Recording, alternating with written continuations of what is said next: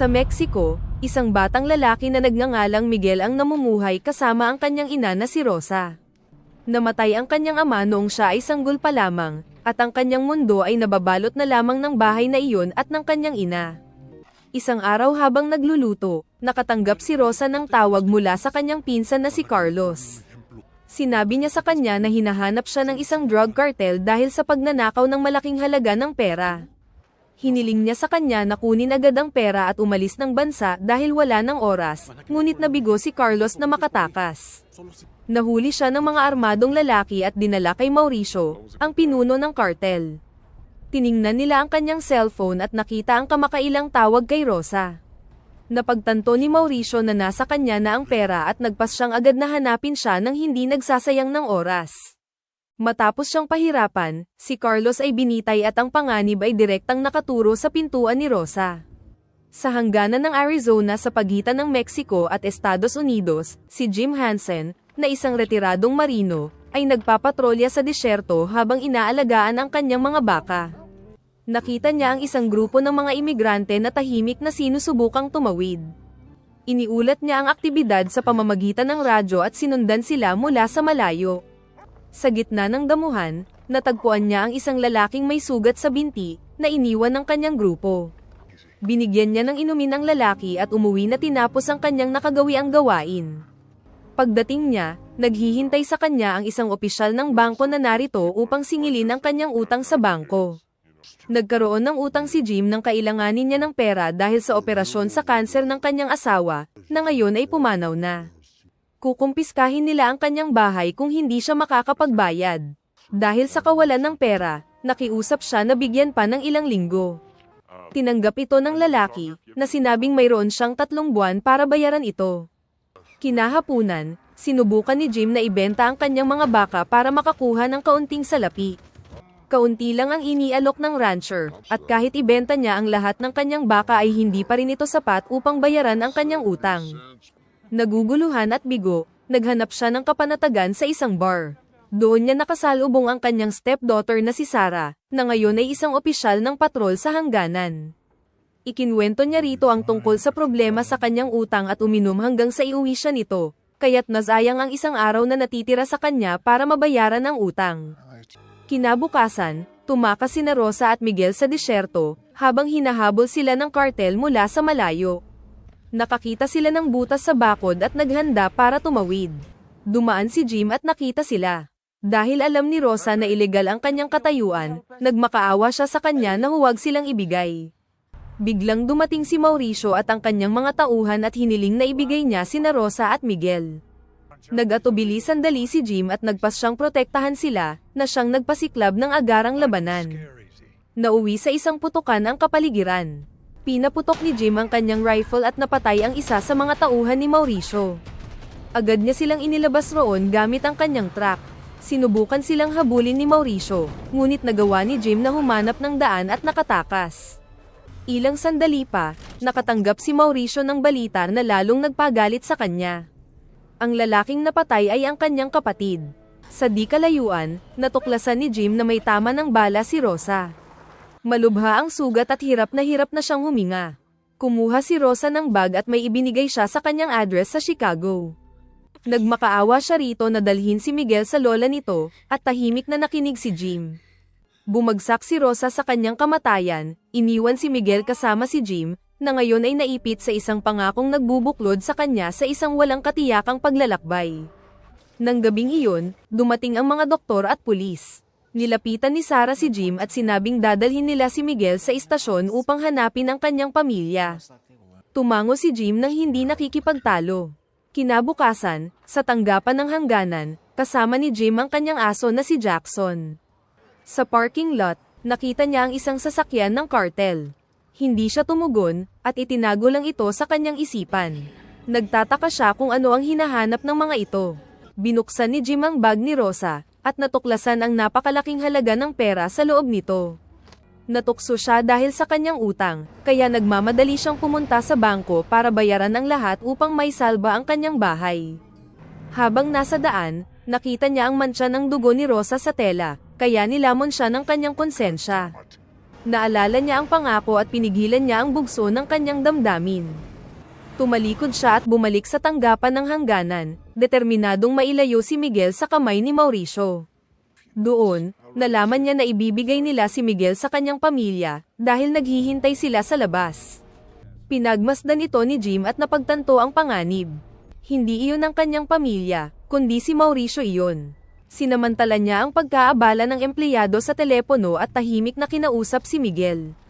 Sa parking lot, nakita sila ni Mauricio na sabay na umalis at naunawaan niyang tumakas sila. Nagpasya siyang tumawid patungong Estados Unidos upang patayin sila at mabawi ang kanyang pera, anuman ang kahihinatnan. Ilang sandali pa, bumalik si Jim sa kanyang bahay, nagtipon ng mga damit, bala, at umalis kasama si Miguel patungong Chicago. Kasabay nito, tinawid ni Mauricio at ng kanyang grupo ang hangganan. Dahil sa takot sa reputasyon ng kartel, hinayaan silang dumaan ng mga ahente nang walang karagdagang tanong. Dumiretso si Mauricio sa bahay ni Jim, pumasok, naghalungkat, at nakakita ng mga papeles ng credit card at isang Marine Recognition Award. Binulsan niya ang ito at sinunog ang bahay, tanda ng kanyang matinding pagnanasang mahanap sila. Upang masundan ang kanyang bakas, nakipag-ugnayan si Mauricio sa isang miyembro ng kartel sa loob ng Estados Unidos. Inutusan niya itong maghanap ng impormasyon tungkol sa card ni Jim. Samantala, huminto si Jim sa isang gasolinahan, nagpakarga ng gasolina, at bumili ng mapa para gabayan siya papuntang Chicago. Hindi niya alam na ang card na ginamit niya ay naging susi na pala para sa mga humahabol sa kanya, na ngayon ay nagawang subaybayan sila. Hindi nag-aksaya ng oras, nakarating si Mauricio at ang kanyang barkada sa gasolinahan. Tinanong ni Mauricio ang cashier kung saan pupunta si Jim. Hindi niya ito alam at tumangging ipakita ang mga kamera. Naubusan ng pasensya si Mauricio, pinatay siya, at pumasok upang tingnan ang mga recording. Sa mga video, nakita niya ang sasakyan ni Jim na patungo sa silangan. Ang paghahabol ay magpapatuloy sa mahabang highway. Samantala, pinara si Jim ng isang pulis at hiningi ang kanyang lisensya at pagkakakilanlan. Inamin ni Jim ang totoo na may dala siyang armas at ang dokumentong nagpapahintulot dito. Gusto itong kumpiskahin ng opisyal at kausapin si Miguel. Sumama si Jim sa kanya ngunit napansin niya agad na may tinawagan ang lalaki at hindi niya nilapitan ang bata. May kakaiba. Hinarap niya ang pulis at nakumpirma ang kanyang hinala, na binayaran siya ng drug cartel para hanapin sila. Mabilis na kumilos si Jim, sinuntok siya, at nawalan ng malay. Sinabihan niya si Miguel na magtago bago dumating ang mga humahabol. Hindi nagtagal, dumating si Mauricio at ang kanyang mga tauhan at hinarap ang pulis, ngunit walang alam ang lalaki. Sinabi niyang umalis sina Jim at ang bata habang siya ay walang malay sa lupa. Galit na galit si Mauricio, at binaril siya. Bago umalis, nahanap niya ang mapa ni Jim at kinuha ito, at napagtanto kung saan sila patungo. Dahil wala na ang kanyang rifle, pumasok si Jim sa isang tindahan ng baril at bumili ng rifle, na alam niya kung paano gamitin ng may katumpakan at lakas. Nang gabing iyon, nag-book siya ng kwarto sa motel at natulog kasama sina Miguel at Jackson. 2:00 ng madaling araw na nang magising siya at binuksan ang pinto para ilakad ang aso. Sa reception, nakita niya si Mauricio at ang kanyang grupo. Tahimik siyang tumugon. Bumalik siya, ginising si Miguel, at tinawagan ng pulisya upang iulat ang isang pagnanakaw, upang abalahin sila para magkaroon ng mas maraming oras. Dinala niya si Miguel sa mga damuhan. Biglang pumasok si Mauricio at ang kanyang mga kasama sa silid at wala silang nakitang tao. Galit na galit si Mauricio at nangakong papatayin siya sa sandaling makita niya ito sa harap niya. Nang makalayo na sila, sinabihan ni Jim si Miguel na sumakay sa kotse. Bumalik siya para hanapin si Jackson, dahil ayaw niya itong iwan. Matatag na tumatahol ang aso kay Mauricio nang walang takot, kaya binaril niya ito ng isang putok upang patahimikin ito.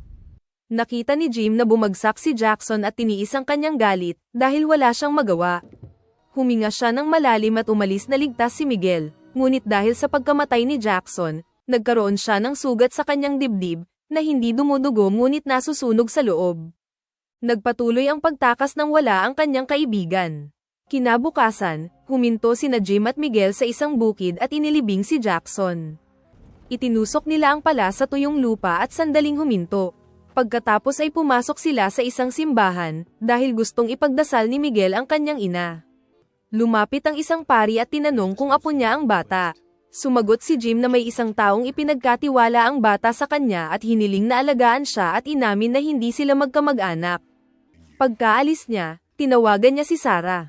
Hiniling ni Sarah na ibigay niya si Miguel sa pulisya.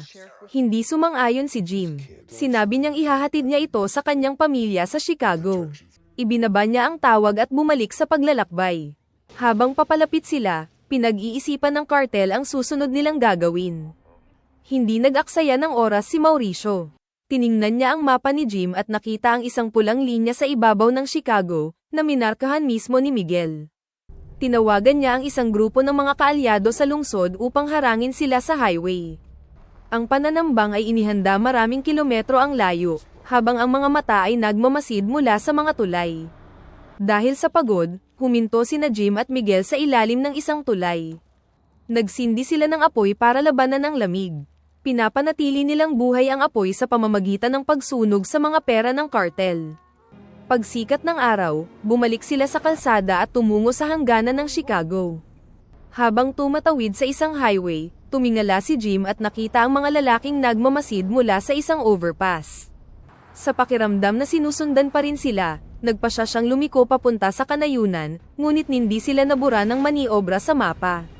Natagpuan ni na Mauricio at ng kanyang mga tauhan ang kanilang bakas at hinarap sila ng harapan sa isang rural na bahagi.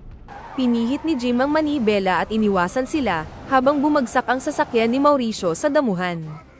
Binilisan ni Jim ang pagmamaneho at nagsimulang umusok ang kotse. Lumingon ang mga humahabol at nagpatuloy sa paghabol sa kanila, galit na galit ngunit kinakabahan. Nagkaroon ng pagkakataon si Jim nang makakita siya ng slope na daan. Inihinto ni Jim ang sasakyan sa isang mataas na lugar at pamwesto dala ang rifle.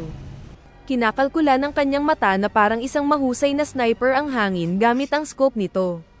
Binaril niya ang driver ng sasakyan ni Mauricio. Nawalan ng kontrol ang sasakyan at gumulong sa gilid ng kalsada. Si Mauricio at dalawang lalaki ay gumapang palabas at nagtago. Hinila ni Jim si Miguel at dinala ito sa isang kalapit na barn upang magtago doon at maghintay. Nagtago sila sa gitna ng mga dayami. Mula sa isang bintana, inihanay ni Jim ang kanyang baril at napatay ang isa sa mga hitman. Dalawa na lang ang natitira, at kailangan niya ng distraction kaya hiniling niya kay Miguel na magpaputok mula sa loob para makagawa ng ingay. Lumabas si Jim sa gilid at kumuha ng mas magandang anggulo. Gumana ang plano. At si Mauricio na lang ang natitira, na ngayon ay inaatake na ng anxiety. Biglang pumasok si Mauricio sa bodega, sinunggaban si Miguel, itinutok ang baril sa ulo, at pinilit si Jim na ibaba ang kanyang sandata. Walang awa niyang inutusan si Miguel na barilin si Jim. Mabilis na gumawa ng paraan si Miguel, at hinulag niya ang magazine ng baril. Kinalabit niya ang gatilyo at pumutok lang ito ng isang beses. Sinamantala ni Jim ang sandali at sumugod kay Mauricio, tinulak, sinuntok, at isang brutal na pagpupumiglas ang naganap. Sinubukan ni Miguel na tumulong, dinampot ang baril mula sa lupa at itinutok ito kay Mauricio. Tinuya siya ni Mauricio at inutusan itong iputok ang baril. Ayaw ni Jim na gumawa ang bata ng bagay na magpapabago sa buhay niya. Kinuha niya ang sandata mula kay Miguel at binaril si Mauricio sa kanyang kamatayan. Sugatan at nakahandusay sa lupa, narinig ng pinuno ng kartel ang huling alok ni Jim, mamatay siya sa kamay ni Jim, o siya mismo ang gagawa nito, at pinili ni Mauricio ang pangalawang pagpipilian. Nang makatakas na sila sa banta ng mga humahabol, ipinagpatuloy ni na Jim at Miguel ang paglalakbay. Nakarating sila sa address na ibinigay ni Rosa sa Chicago. Sinabihan ni Jim si Miguel na kumatok sa pinto. Pagbukas nito, gulat at ginhawa ang sinalubong sa kanya ng kanyang tiyahin at lola. Lumingon si Miguel upang hanapin si Jim, ngunit napagtantong umalis na siya, na iniwan ang katahimikan at ang misyon na natupad niya. Maya-maya, napadpad si Jim sa isang bus. Umupo siya, idinidiin ang kanyang kamay sa kanyang tiyan. Ang laban kay Mauricio ay nag-iwan sa kanya ng isang sugat na walang humpay. Alam niyang malubha ang kanyang sugat. Ipinikit niya ang kanyang mga mata, umupo sa isang upuan at hinayaan ang kanyang pagod na patulugin siya, na nag-iiwan ng walang katiyakan kung nabuhay ba siya o hindi. Dito na nagtatapos ang kwento. Sana ay nagustuhan nyo. Mag-subscribe na kung hindi ka pa nakasubscribe. Pindutin na rin ang notification bell at like button upang matulungan ang channel, and leave a comment down below. And as always, thank you for watching.